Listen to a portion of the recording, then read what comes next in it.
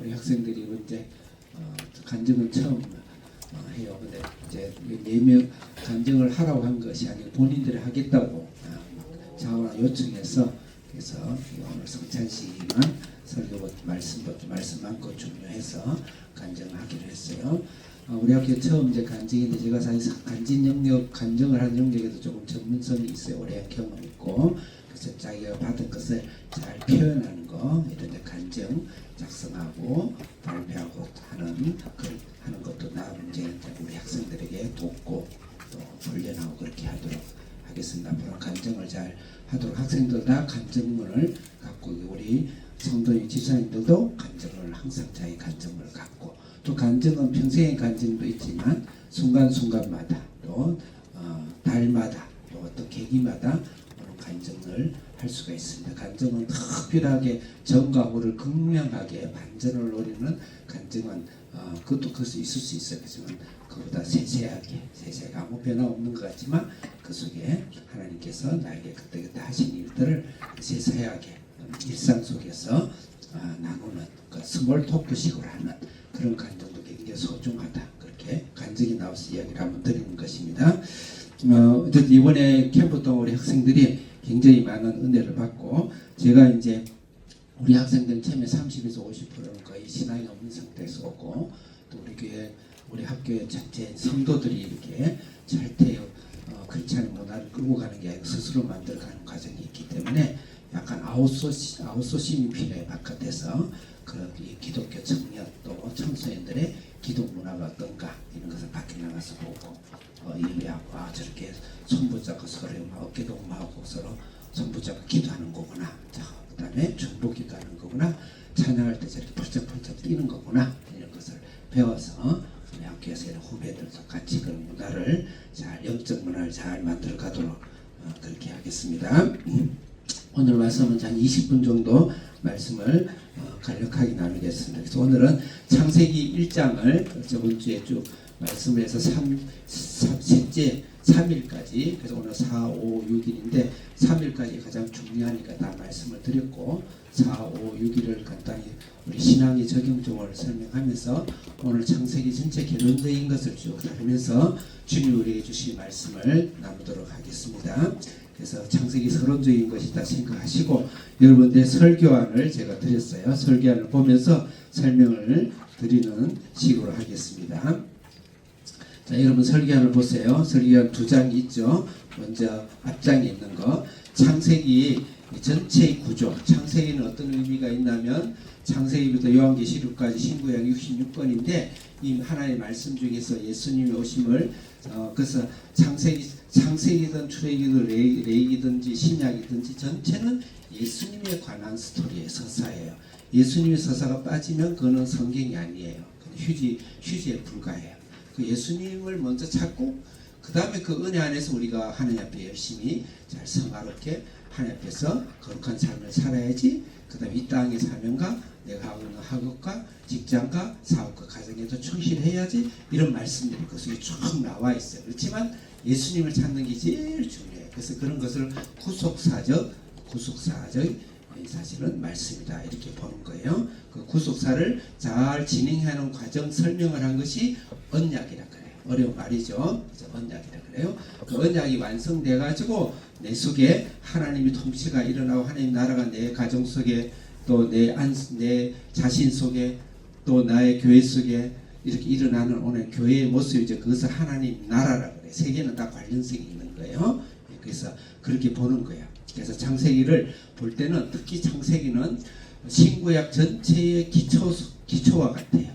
우리가 1층을 10층을 짓는다 그러면 지하 공사를 굉장히 잘해야 되죠. 지층과 밑에 기초 공사를 굉장히 단단하고 층수가 높으면 높을수록 지하를 깊이 파고 더 단단하게 해야 돼요. 거기 비례해서 층수를 올리기 때문에 그와 마찬가지로 창세기는 전체 예수님이 제일 위에는 예수님의 영광과 면류관의 층이겠죠. 그것을 이루기 위해서는 창세기는 기초공사와 같아요. 지하를 파고 기초공사. 특히 1장부터 25장 아브라함의 은혜의 언약 역사는 굉장히 중요합니다. 이게 내 안에서 잘 확립되어져야 성경 읽을 때 전체가 내 속에 들어오고 이해가 되고 그래요. 그래서 창세기 중요하다. 그래서 오늘 창세기 여러분 설교를 봐주세요. 시간이 빨리 좀 하는 데까지 제가 하겠어요. 창세기 구조를 제가 표면적 구조와 언약적 구조다, 이 두 개를 제가 두 가지로 나눴어요. 표면적 구조라는 것은 얼른 보기에 전체 문맥을 생각하지 않고 그 자체의 사전적인 의미의 어쩌면은 구조를 이야기하는 것입니다. 표면적 구조는 일단은 1장과 2장은 1장 그 2장은 하나님께서 세상을 창조하시고 에덴 동산을 만드신 은총이다. 은총이다. 그것을 잘 지켜나가는 조건이 있죠.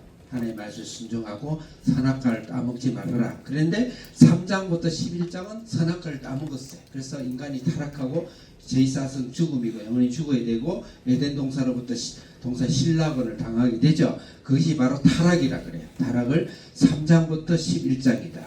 그 다음에 12장부터 50장은 이제 예수님이 오셔서 인간을 대신 내가 죽어야 되는데 예수님이 대신 죽으시고 우리를 구원하겠다라는 하나님의 은혜의 언약에 바로 12장부터 창세기 50장까지인데 사실은 창세기 50장은 끝나는 것이 아니고 요한계시록까지가 은혜의 언약이다. 이렇게 보시는 게 맞아요. 그래서 성경을 크게 3등분 한다면 1장부터 2장까지 은총, 3장부터 11장까지의 타락, 그 다음에 12장부터 요한계시록까지 은혜, 그렇게 볼 수가 있어요. 근데 창세기니까 이제 50장까지 있으니까 50장을 본 거예요. 그 다음에 그 은혜하는 12장부터 25장까지는 아브라함 많이 들어봤죠? 25장부터 36장까지는 이삭과 야곱, 아브라함의 아들 이삭 독자. 그 다음에 이삭의 아들이 야곱과 에서가 나오죠. 에서는 한 예수님 족보에서 벗어나죠. 야곱. 그 다음에 37장부터 50장까지 야곱의 12 아들이죠. 특히 요셉을 길게 다루겠습니다. 그래서 예수님 족보를 이야기하고 은혜, 그 족보로 예수 그리스도 오신다라는 은혜를 이야기하고 있다. 이렇게 볼 수 있는데 이거를 이제 언약적인 전체 성경 전체의 문맥 구조를 창세기를 볼 때 볼 수 있습니다. 성경 전체의 언약적인 구조로 볼 때는 창세 전부터 하나님은 예수님이 오시기를 작정하신 거예요. 회의하시고 정하신 거예요. 그걸 구속 언약이라 그래요. 모든 학자들이 그렇게 이야기를 합니다. 창세 전에 구속 언약이다. 예수님 오셔서 인류의 죄를, 그러면 하나님께서 우리 죄를 지을 것을 다 죄 지을 것을 알고 있었느냐? 하나님 알고 있어요. 하나님은 전지하신 분이에요. 그럼 하나님이 우리가 실험하는 것도 아니고 이상하시네. 하나님 그 인간의 사고로 보면 안 돼요. 하나님은 인간을 지었지만 죄를 지을 것을 바라지도 않고 원하지도 않고 하나님 절대 우리를 사랑하셔서 그 에덴 동산에서 영원한 하나님 다스림을 진정으로 원하신 거예요. 진정으로 원하셨지만 인간이 하나님을 버리고 타락함으로써 영원히 제2삭스로 죽음을 갈 수밖에 없었던 것인데, 그럼 하나님 원래 다 알지 않는데 그걸 왜 내버려두냐? 그래서 인간의 생각과 하나님의 생각은 다른 거예요. 하나님 생각을 다 우리 이해할 수 없어요. 성부, 성자, 성령 세 분이 한 분이고 세 분을 우리 인간의 생각으로 어떻게 그걸 다 이해하냐? 그냥 믿어야 되는 거예요. 하나님은 우리 인간의 진정성을 갖고 우리를 만드시고 하나님 자녀 복 주시고 하나님 앞에 영원한 하나님의 왕국으로 살기를 만드셨어요. 만드셨지만 하나님께서는 그 전부터 하나님께서 창세 전부터 예수님이 오실 것을 이미 예약하셨다.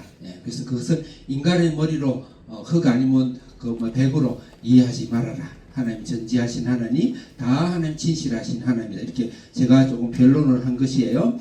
구속언약. 그다음 행위언약이 1장부터 11장까지 바벨론 사건이 일어나요. 바벨론 사건 1장부터 10장. 우리가 이제 큐티를 했기 때문에 우리 학생들도 들어서 조금 이해가 될 거예요. 1장 10장 행위언약인데 원래는 학자들이 1장부터 3장까지 하하가 타락을 해서 선악과를 먹는 것까지를 행위언약으로 해요. 그렇게 봐도 되고 바벨론 11장까지 행위언약을 봐도 됩니다. 저는 개인적으로 11장까지를 행위언약으로 보는 것이 오히려 좋다. 상관은 없어요. 어디다가 붙이든지 행위언약이다. 그렇게 보고 그 다음에 12장부터가 이제 중요합니다. 아브라함, 믿음의 조상 아브라함이라 그러죠. 12장부터가 여러분 좀 더워서 졸릴 수가 있는데 조금 참고 그렇게 하겠어요. 그렇다고 히터를 끌 수도 없고. 자, 오케이. 자, 그래서 행위 언약, 은혜 언약입니다. 그러니까 우리 행위로는 구원받을 수가 없다. 예수님이 죽으셔야 된다. 그 죽으실 것을 예수님이 죽으심과 우리를 구원하여 대신 죽으심을 약속한 것이다. 그게 아브라함이에요. 자, 거기 한번 여러분 보세요. 은혜 언약의 1번 은혜 언약에 보면은 은혜 언약의 약속 창세기 12장부터 50장까지. 그다음에 그 은혜 언약을 모델하우스 모형, 우리 아파트 지으면 모델하우스가 있죠. 모형을 우리에게 주신 것이 모세 언약이에요. 출애굽부터 신명기까지. 우리는 그 모세가 가나안을 통과했다, 홍해를 갈랐다, 뭐 애굽의 10가지 재앙을 내렸다, 위대한 것을 우리가 신앙에 많은 교훈을 얻는데, 실제 그 모든 말씀은 예수 그리스도가 오시는 것을 설명하기 위한 과정이다. 그걸 빼버리면은 우리가 쉬운 말로 안고 없는 찐빵과 같다. 그런 거예요. 그래서 사실 그런 것을 놓치고 말씀을 우리가 볼 수가 있겠죠. 그렇게 하면 성경을 잘못 읽는 것이 아니고 잘 읽지 못하는 거예요. 자, 그래서 모세 언약이다. 그 다음에 이 이제 모형이 그 모델하우스가 다 만들어지고 그 다음에 본 건물 아파트가 다 완공이 됐어요. 완공이 됐어요. 그것을 완성이라 그랬죠. 내 집은 아니지만 아파트가 완성이 됐어요. 그것을 바로 성전, 다윗과 솔로몬의 성전입니다. 그것은 은혜 언약의 완성이에요. 완성이지만 그건 내 집은 아니잖아요. 아파트 완성된 건축 완공된 아파트가 얼마나 많습니까? 이제 여러분, 그렇지만 거기 내 집은 아니죠. 내가 들어가야 되죠. 들어가기 위해서는 들어갈 수 있는 방법을 제시한 건데, 그것은 성령께서 마음의 문을 여시고 이 언약이 내 마음속에, 내 영혼 속에, 내 가정 속에 쑥 들어오도록 역할하시는 것이에요. 성령이. 그래서 그 선지서에서 새 언약이라 그래요. 새 언약. 새 언약. 자, 그것을 그 성령께서 내 마음의 문을 여시고 예수님께서 그 새 언약을 완성된 그 새 언약을 가지고 내 속에 쑥 들어오신다. 그래서 성취해. 그 예수님께서 내 속에 언약을 들어오셔서 내가 하나님의 백성이 되고 하나님의 자녀가 되고 그 성전이, 그 언약이, 은혜가 내 속에 쑥 들어온 것, 완전 들어오신 것을 성취됐다. 나에게 성취됐다. 내가 아파트에 이제 사서 입주에 들어간 거예요. 그렇게 생각하는 것이, 그래서 성경은 그것을 쭉 설명하기 위해서 창세기부터 그렇게 많고 많은 길고 긴 서사를 쭉 해왔다. 그 위에 여러 가지 장가지 부수적인까지 많은 교훈들이 있지만 그것은 가장 중요한 거, 백문일답, 창세기든 출애굽이든 레위기든 민수기든 신명기든 역대상하든 사무엘상하든 모든 것은 다 백문일답, 예수 그리스도, 예수 그리스도, 예수 그리스도. 그걸 통해서 한 결과로 우리가 거룩한 하나님을 닮아가자, 성화. 그 다음 우리가 이 땅에 사회적 책임을 지자, 시민법, 이런 것들 우리 속에 진행이 되는 것입니다. 자, 그래서 언약에는 그만큼 중요해서 창세기는 그것의 가장 중요한 하나님의 행위 언약이 우리 인간이 깨고, 그 다음에 하나님께서 은혜의 언약, 예수 그리스도 오심을 아브라함을 통해서 약속하신 그것이 지금 우리가 아브라함의 그 역사를 보고 있습니다. 그 다음 창세기 그럼 1장 9절을 보겠습니다. 1장. 자, 우리 로마표기 1장 1번 우리 학생들 크게 읽어주겠습니다. 1장 1번 시작. 다시 우리 남학생들 못 찾았나요? 아직 눈이 안 떠지나? 1번 시작. 표면적, 똑같이 표면적 구조와 언약적 구조를 이야기했습니다. 자, 1장은 여러분들 창세기 1장도 한번 펴보시기 바랍니다. 창세기 1장을 펴보시면 표면적인 구조는 크게 틀이 두 개가 있어요. 우리가 7일 동안 하나님 창조하시죠. 첫째 날부터 이제 7째 날은 하나님 쉬셨으니까 그 창조를 하지 말고 6일 동안 창조하셨죠. 그 중에 2등분을 해서 절반을 딱 떼서 첫째 날과 둘째 날과 셋째 날은 큰 틀, 주물틀처럼 큰 틀, 하도회를 만드셨다. 그렇게 보시면 돼요. 그러면 이제 넷째, 다섯째, 여섯째는 넷째 날은 첫째 날에 가득 채우고, 그 다음에 다섯째 날은 둘째 날에 가득 채우고, 그 다음에 여섯째 날은 셋째 날에 가득 채워서 소프트웨어다, 내용물이다, 이렇게 해서 크게 보는 것이 1장의 표면적인 구조다, 이렇게 볼 수가 있습니다. 예, 그래서 여러분들 설교 안에 보시면 제가 그렇게 설명을 했어요. 그런데 언약적인 구조로 보면 2절이 굉장히 중요합니다. 2절에 1장 2절 같이 읽겠습니다. 자, 우리 학생들 크게 우리 같이 읽겠습니다. 시작.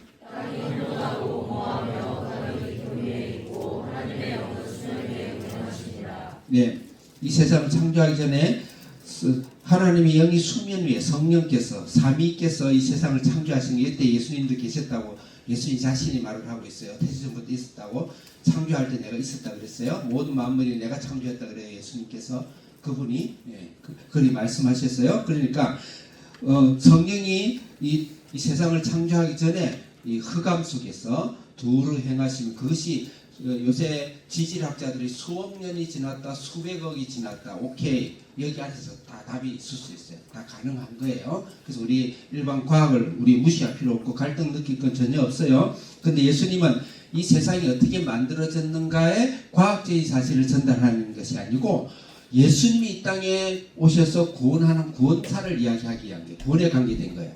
그래서 여기 세 가지 단어를 우리가 반드시 주목해야 되는데 첫째는 혼돈, 두 번째는 공허, 세 번째는 흑암. 그 뒤에 기품은 흑암을 수식하는 거예요. 그래서 혼돈과 그 다음에 공허와 흑암 이 세 가지를 가지고 지금 나머지 1장 전체를 설명하는 거예요. 사실 이게 문맥적 구조라 보면 돼요.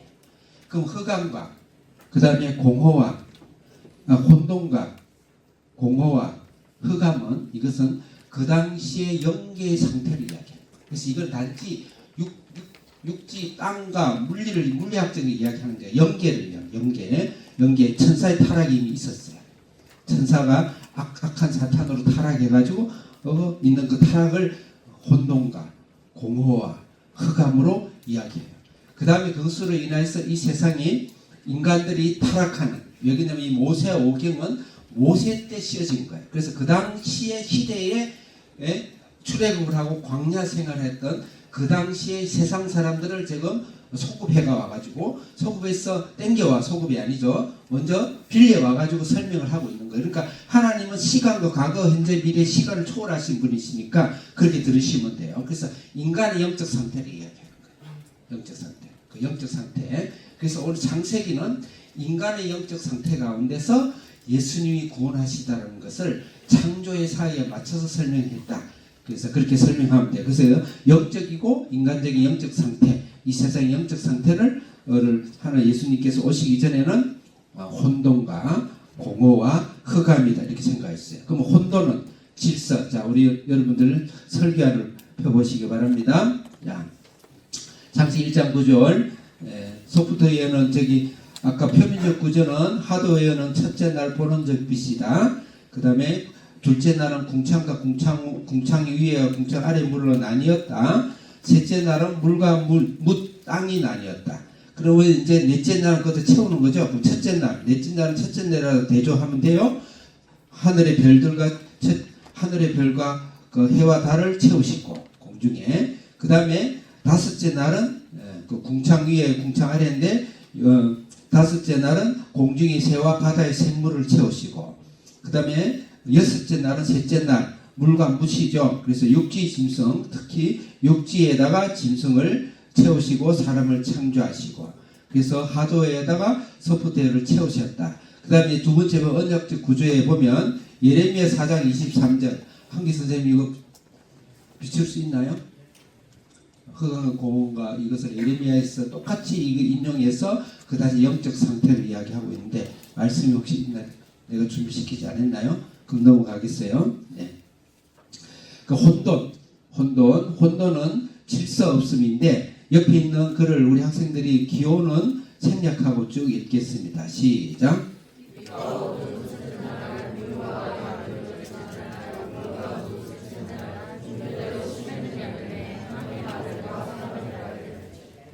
창세전의 상태는 그 다음에 하나님이 예수님이 오시기 전의 상태는 혼돈이에요. 혼돈이라는 것은 어지럽다는 것이죠. 질서가 없다, 정신이 없다 그러죠 우리말로.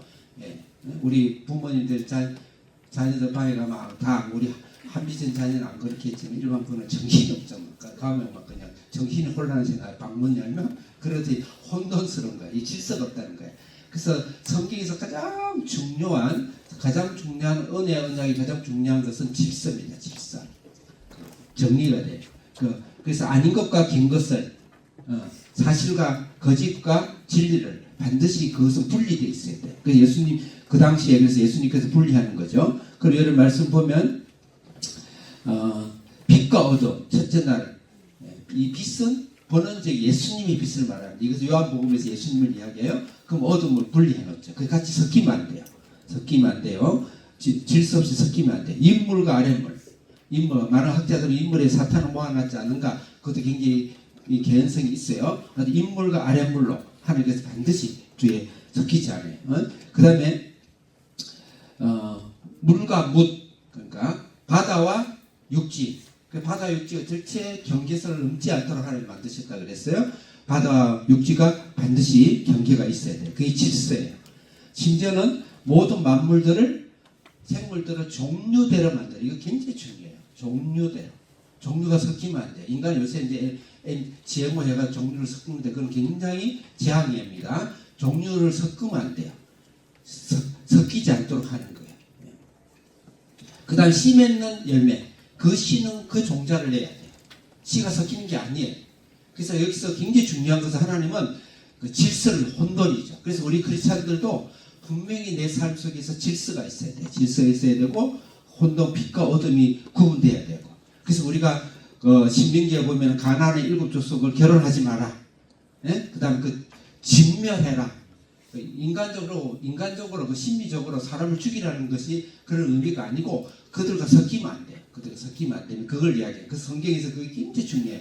그래서 우리가 이게 나중에 나오겠지만 동성애 죄는 이거 요새는 이제 제가 동성애 이거 방송 나가면 안 돼. 포괄적 저기 차별부에 들어가면 이 이야기하면은 바로 우리 학교 교회 문 닫아야 돼. 고발을 한 1,000명만 모아가서 하면요 몇백억 배상을 해야 돼요. 그래서 굉장히 무서운 거예요. 포괄적 차별법. 동성애 이야기 할 수 없어요. 그리고 교회가 우리 예수님만 구원을 받는다. 그 이야기도 못합니다. 포괄적으로. 그것도요 걸리는 거예요. 그래서 굉장히 무서운 법이에요. 사실은요. 그런데 어쨌든 한국에도 그래 뭐 전 세계에 다 그 법을 갖고 있어요. 법을 갖고 싸우기도 하고 하는데 어쨌든 제가 다른 이야기했지만 동성애라는 것은 상당히 섞인 거예요. 이것도 아니면 저것도 아니면 하나님의 아들들과 사람의 딸들이 섞였죠. 그 노아로부터 인류를 다 멸해버려요. 섞이는 거 절대 섞여서 예수님 씨가 사람의 씨가 아닌 씨로 나오게 하는 게 사탄이 크게 전략이죠. 그래서 굉장히 질서, 예수님께서 분명히 질서를 구분을 하신다. 그 다음에 두 번째로는 공허입니다. 공허는 예수님 것이 가득 채우는 것이 공허예요. 무조건 채우는 게 공허가 아니죠. 그래서 공허는 비어있는 상태죠. 근데 비어있는 그 첫째 날에다가 해와 달과 별들을 가득 채우죠. 둘째 날에는 위에 물과 아래 물을 해놓고 가운데 궁창 하늘을 만들어 놓고 새로 가득 채우죠. 그죠? 그 다음에 이제 물과 바다와 그 다음에 저기 육지를 만들어 놓고 바다 생물도 가득 채우고 육지의 짐승을 가득 채우죠. 그래 놓고 마지막에 그 아담과 사람을 만드시는 거예요. 그게 체험이죠. 체험으로 지금 공허를 그 밑에 그러니까 넷째 날, 다섯째 날, 여섯째 날을 사실 공허로 채운다. 벌써 흑암은 생명의 부재, 죽음이지 단순히 딱 어둡다, 밝다 이런 의미가 아닙니다. 흑암은 원어에 들어가면은 생명이 없다라는 것을 흑암으로 표현하고 있어요. 그러니까 죽음의 심령 깊은 곳을 흑암으로 이야기하고 있습니다. 그래서 흑암이라는 것은 바로 하나님께서 예수 첫째 날에 한 예수님이 빛이 되셔가지고 빛으로 그 다음에 마지막 7째 날에 예수님이 안식으로 오시죠. 안식은 예수님을 이야기해요. 그러면서 이 흑암의 세계를 채우시는 그런 그래서 그 언약의 1장의 언약 구조가 그렇다. 좀 어렵게 이야기를 해서 진짜 죄송합니다. 오늘 결론의 말씀인데 그래서 창세기 1장을 이런 첫째 날부터 7째 날을 우리 신학에 적용을 하자는 거죠. 이게 영적인 일이기 때문에 이게 단지 하나님 창조를 하셨다. 동물을 이렇게 만들었다. 짐승을 만들었다. 무엇을 만들었다. 참 아름다워라. 주님의 세계는 그것도 굉장히 중요해요. 그렇지만 그것이 아니고 예수님이 내 속에 오셔서 내 인류 속에 오시고 내 인생 속에 오시고 나는 예수님을 만나기 전에 흑암과 공허와 그 다음에 죽음과 이 속에 빠져 있는 나를 예수님 오셔서 나를 구원하셨다는 처음부터 복음이에요. 그 창세기는 복음서입니다. 복음서. 그래서 요한복음하고 창세기는 짝복음이에요. 짝복음. 짝이. 다 짝이 있죠. 여러분 나중에 다 크면 지금은 짝하면 안 돼요. 나중에 다 짝을 짝이에요. 요한복음. 요한복음과 창세기는 짝이에요. 그래서 내가 뒤에 요한복음과 창세기 짝을 1장, 2장, 3장을 제가 배열을 해놨습니다. 그래서 그런 말씀이다. 그래서 그걸 우리에게 적용합니다. 그래서 제가 적용은 약간 알레고리컬한 게 있어요. 그래서 꼭 그럴 필요 없고 적용이니까 나의 교훈을 받는 적용이니까 이거는 교리라기보단 적용점을 찾아야 돼. 이것은 창세기 흑암과 공허와 그 다음에 지금 뭐죠? 혼돈과 이게 우리 나의 영적 상태구나. 그러면 이 말씀을 통해서 한 날 나한테 적용을 해야 되겠죠. 좋은 취지고 박수를 칠만한 일이죠. 그래서 너무 그 알레고리컬하면 안 돼. 알레고리컬은 주로 어디에 쓰냐면 이단서가 있어요. 신천지 가면요, 새를 뭐라 하는지 알아요? 나무를 뭐라 하는지 알아요? 그만 딱 뽑아가지고 그 예수를 모르는 사람을 끌어다가 또 예수 교회 다녀도 예수님 잘 성경 모르잖아요. 그러다 딱 가르치면 한마디 여러분 말로 뿅 갑니다. 뿅 가요. 성경을 문맥적으로 구석사적으로 모르면 그때 내가 교회를 몇십 년 다녔는데 이렇게 신바하고 영성 깊은 말씀을 주시다니 이러면서 신천지에 그 새로운 세계에 빠져들어가요. 그래서 그 알레고리컬을 하게 하는 거죠. 그런 게 아니라 문맥 안에서 이거 적용점에서 문맥을 전체 이해하고 적용점을 하는 것은 알레고리라고 하지 않아요.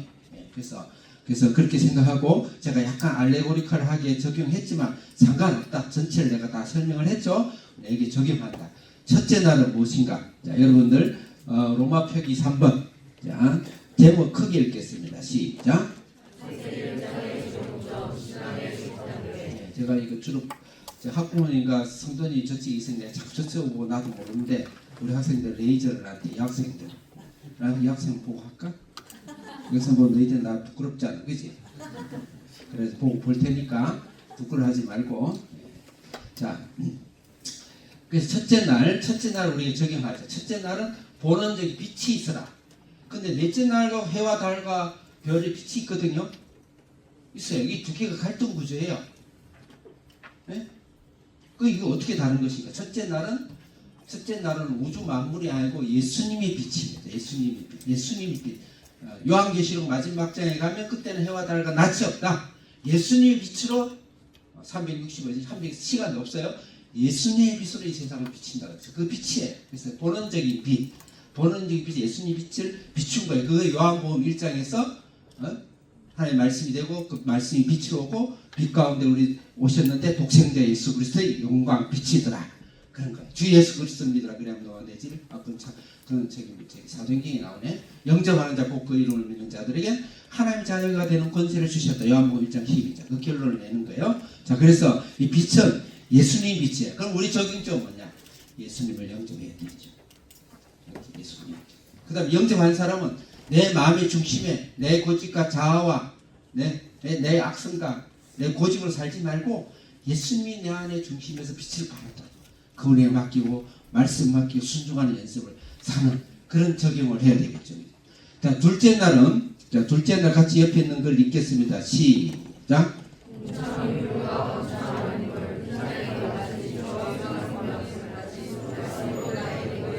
이게 문맥을 진짜 생각 안 하면 굉장히 억지 구색에 어쩌면 알레고리가 뭔지 아시죠?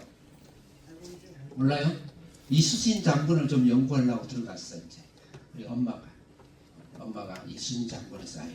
우리 자녀한테 좀 잘 가르쳐 줘야지. 이수신 장군을 가려고 들어갔는데 이수신 장군을 연구하다 보니까 거기 거북선이 나오는 거예요. 네?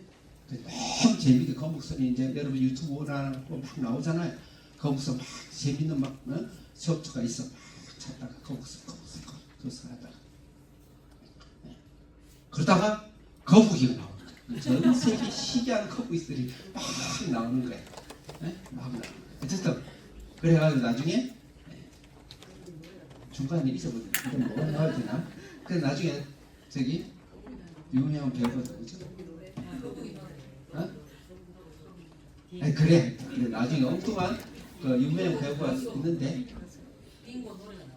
빙고 노래나 저기 뭐야 그 트로이 목마 그 주연이 누구예요? 너무 거룩한 척 생각해. 금방 빨리 나와. 브래드 피트죠? 우리 체남사모만 제일 속되시네. 브래드 피트를 안고 나오더라고. 하여튼 내가 중간 서사를 잊어버렸어. 그러니까 알레고리 때문에 이거 이야기할 시간이 없는데. 자 그러면 그래 그건 알고리즘이에요? 그건 알고리즘이에요. 미안해요. 알고리즘이네요. 고리를 물고 가래요. 자 그래서 중요한 것은 궁창 인물과 궁창 아랫물에서 궁창 가운데가 갈라지는 거죠. 예수님이 십자가를 지고 죽으실 때 지성소의 휘장이 쫙 갈라진 거예요. 그렇죠? 그래서 내가 직접 말씀과 예수의 은혜를 갖고 지성소 앞에 가서 내가 주님 회개하고 나의 죄를 용서받는, 그래서 나의 에고의 갈라짐이다. 이렇게 적용해도 괜찮겠죠? 괜찮죠. 우리 적용을 찾아야 돼. 이건 예수님이 된 거니까 그렇게 적용을 해야지. 네? 그렇게 적용해야죠. 또 그거는 굉장히 격려할 만한 적용이에요. 그것은 막 알레고리다 막 이렇게 설명할 필요가 없는 거예요. 적용점을 찾는 것이니까. 그래가지고 하나님의 말씀, 성령이 검으로 나의 골과 골수를 쪼개어. 하나님의 성령이 검으로 내 마음을 껍질을 벗겨내라. 마음의 할례를 받아라. 그게 둘째 날에 그거를 가르치려고 하나님 둘째 날을 주신 거예요. 예수님을 통해서. 그 외에는 이것이 아니면 그 외에는요 휴지 조각이에요. 사실은. 그 굉장히 중요한 겁니다. 굉장히 중요해요. 예수님이 그러니까 창세기는 복음서예요. 그 다음에 셋째 날 같이 크게 읽겠습니다. 시작.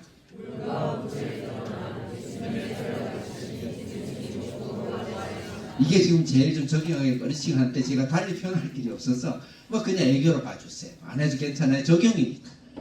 물과 무치, 물이 한 곳으로 다 모아서, 예전에는 바다 물이 구분이 안 되는데 물을 한쪽으로 싹 다 모았어요. 그러니까 육지가 막 드러난 거예요.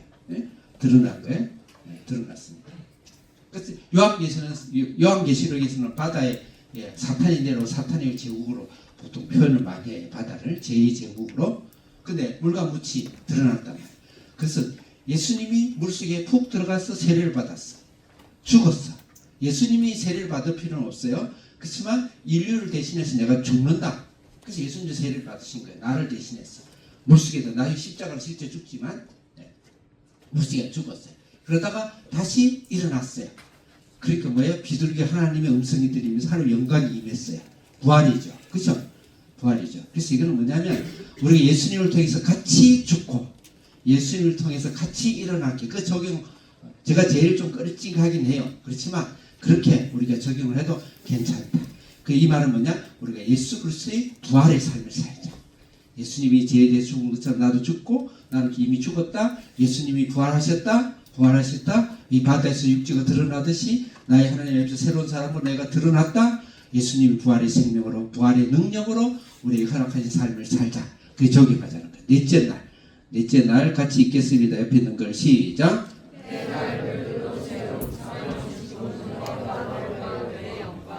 큰일 났네. 지금 25분이네. 내가 2분 만에 마칠게요. 넷째 날은 해와 별들로 가득 채웠다. 이 말은 말씀 읽어야 되는 시간이 없으니까 요셉의 꿈을 꾸니까 해가 저러라고 달이 저러라고 별달이 저러라고 막 그러더니 별들이 저러라고. 그 말은 뭘까요? 요셉이 총리 대신으로 이 세상이 총리 대신으로 하나님의 일을 사명을 다한다는 그 메시지예요. 메시지고 그 다음에 별들의 사자를 7별의 사자를 하나님의 사역자로 이야기하면서 요한계시록에서 이런 걸 봤을 때 해와 달과 별을 예수님이 단지 천지를 창조했다. 그 사실을 그것도 전하려고 하시겠지만 그게 중심이 아니고 예수님을 이야기하는 거예요. 그럼 예수님 우리가 어떻게 적용해야 될까요? 우리 이 땅의 사명이에요. 나는 해처럼 달처럼 별처럼 이 세상을 비추고 이 세상을 정복하고 다스리고 충만하는 예수 그리스도의 부활의 생명으로 그런 사명으로 오늘 내가 내 인생을 살아가면서 내가 이 인생 살려고 살았느냐 그렇게 하는 많은 나이 든 사람들이 길을 세상의 사람을 따라가면 어린 나이든 나이 들어서 내일 모레 주님을 만나는 사람이든 주님이 이 귀한 삶을 통해서 내가 하나님의 해처럼 달처럼 별처럼 하나님이 나를 사명을 주셨어. 내가 한편 남짓한 내 앞마당을 쓸더라도 나는 하나님이 지구의 일부분을 쓰고 있다. 그런 자세로 가정과 사업과 일터와 내 인생에 나는 n분의 1의 사랑이 아니에요. 우리는 하나님은 n 전체의 사랑으로 나를 보신다. 그런 사람으로 살아야 된다. 자, 그 다음에 다섯째 날 읽겠습니다. 옆에 있는 걸 시작.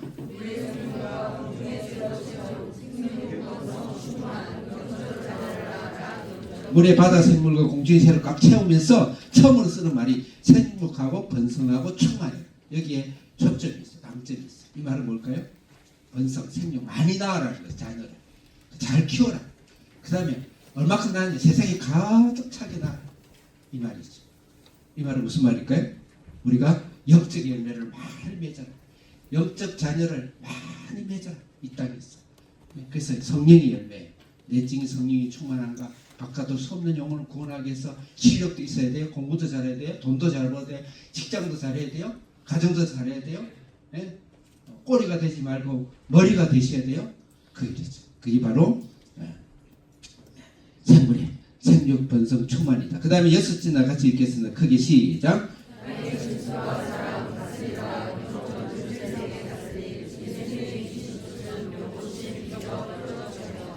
이 창조가 예수님에 가게 된 이야기 복음이라면 땅의 짐승과 사람을 만들고 나서 그 목적이 뭐냐, 그 주신 사명이 뭐냐면 다스리라고 했어요.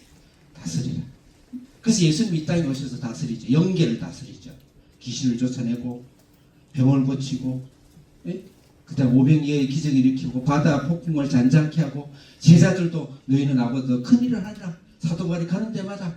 이게 뭐죠? 우리 영계와 물질계 이 세상을 우리가 다스리는 거예요. 다스리는 왕권의 권세를 주신 줄 믿습니다. 믿습니까? 믿습니다. 창세기는 나를 위해 주신 거예요. 그럼 다시는 가는 데마다 악한 영이 도망을 가고, 내가 가는 데마다 땅이 고쳐지고 복음과 축복의 통로가 일어나고, 그런 삶의 사명을 우리가 주신 거예요. 우리 자신들도, 우리 자녀들도 절대 어디가 기죽음 살면 안 돼요. 그래서 하나님이 여러분 믿음 대로 되는 거예요. 그런 삶으로. 악한 사탄이 나를 너는 못났다 그러면 사탄아 물러가라. 이렇게 해야 되는 거예요. 그 다음에 이제 마지막으로 일곱째 날 읽겠습니다. 시작. 안식하신 1번 방가로 1번 시작. 방가로 2번 시작.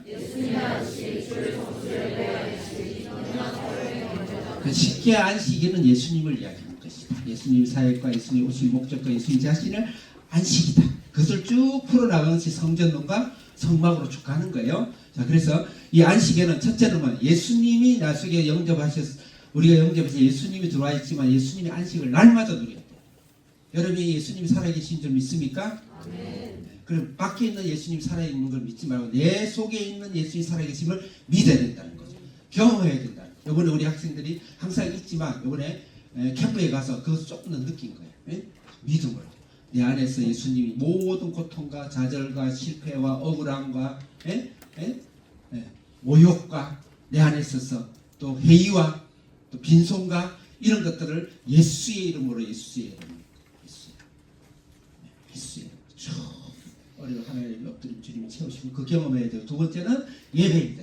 예배 속에서 매일마다 예배를 큐티 매일 들어오셔야 돼요. 그 다음에 주일 성수, 이게 대표적인 거예요. 그 세 번째로는 이 안식은 사회적 안식 시민법이라고 성경 계속 누누이 나와 있어요. 우리는 그 물질과 영적에서 너무 흑백으로 나눠가지고 이 땅에 있어서 필요 없다. 열심히 그 시간에 전도하지. 뭐가 그렇게 돈에 욕심이 많아가지고 그렇게 뭐를 하고 다니고 그래 하냐. 그거 잘못된 거예요. 예배를 열심히 다녀야 되면 이 땅에서 여러분들이 공부 열심히 해야 되고요. 사업 열심히 해야 되고 직장 열심히 해야 되고 그것으로 하나님 주신 물질을 가지고 수없는 사람을 돕고 가난한 자를 자유케 하고 병든 자를 자유케 하고 묶여있는 자, 자기에게 여러가 묶여있는 자, 카드깡 메고 있는 사람 카드깡을 해제시켜 줄 수 있도록 도와줘야 되고, 그게 사회적 복음이에요. 그것을 위해서 그것까지를 안식으로 잡는 거예요. 오늘날 현대교회가 이 사회적 안식을 전혀 가르치지 않고 그렇지 않아요.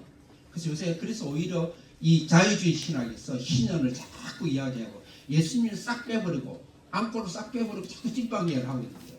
절대 그렇지 않아요. 그것을 위해서 우리가 이 땅에서 살아가는 사명, 여러분들 학생은 학업으로, 실력으로, 졸업 이후에는 직장으로, 사업으로, 가정으로 이 세상에 하나님 주신 명예로 이 세상을 정복하는 그런 삶까지 주시는 것이 바로 예수님의 안식이다. 요한복음과 창세기는 여러분 교재를 나중에 보시고 기도하겠습니다. 살아계신 하나님 아버지, 주님의 안식으로, 주님의 생명으로 오늘도 충만케 하시고 하나님께서 이 세상을 다스리고 정복하게 하는 하나님의 능력으로 오늘 이 시간 함께 하시고 7일의 하나님의 창조의 역사가 내 삶 속에서, 내 가정 속에서, 우리 평생의 인생 속에서, 또 이 나라 속에서, 전 세계 속에서 우리 아버지 한비전 자녀와 우리 주사랑교회와 학부모들을 통해서 이 세상에 주님 축복을 받고 고침을 받고 역사하는 귀한 삶의 역사가 일어나게 해 주시옵소서. 예수님의 이름으로 기도합니다. 아멘.